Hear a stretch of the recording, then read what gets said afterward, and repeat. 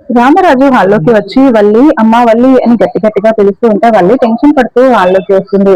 ఏంటి మామయ్య గారు పిలిచారు అని అడుగుతూ ఉంటే, ఏదేంటమ్మా నువ్వు స్కూల్ కి వెళ్ళట్లేదట, నువ్వు స్కూల్ కి వెళ్ళట్లేదన్న విషయం ఆ ప్రిన్సిపల్ నాకు ఫోన్ చేసి చెప్పే వరకు తెలియలేదు, ఎందుకు వెళ్ళట్లేదు అని అడుగుతూ ఉంటే, అది మామయ్య నాకు వెళ్ళడం ఇష్టం లేదు, నేను అత్తయ్యకి ఇంట్లో తోడుగా ఉంటాను, నార్మల్ గా ఆ ప్రేమ వాళ్ళు బయటికి ఎలా వెళ్ళిపోతారు కదా, నేను అత్తయ్యకి తోడుగా సహాయం ఇంటి పనుల్లో సహాయంగా ఉందామని వెళ్ళట్లేదు మామయ్య అని చెప్తూ ఉంటే, ఇంకా వేదవతి అక్కడికి వచ్చి, ఏ పిచ్చిదానా నీకేమన్నా నేను ఎప్పుడైనా అడిగానా నాకు ఇంటి పనుల్లో సహాయంగా ఉండి నువ్వు ఎక్కడికి వెళ్ళొద్దని, మంచిగా బయటికి వెళ్ళి జాబ్ చేసుకోమని చెప్తూ ఉంటే ఇంటి పనులు అవి ఇవి అంటావేంటి, వెళ్ళు పర్వాలేదు నేను మేనేజ్ చేసుకుంటాను అని వేదవతి చెప్తూ ఉంటుంది. అది కాదత్తయ్య అని చెప్తూ ఉంటే, వెళ్ళమని చెప్పానా అని అంటూ ఉంటారు. ఇంకా అలా జాబ్ తీసుకుని నాన్న ఇంత మంచిగా మాట్లాడి నీకోసం జాబ్ తీసుకొచ్చారు కదా, మంచిగా ఇంట్లో నుండి బయటికి వెళ్ళి జాబ్ చేసుకోమని చెప్తుంటే నువ్వెందుకు అలా వెళ్ళట్లేదు అని చందు కూడా వల్లిని నిలదీస్తూ ఉంటాడు.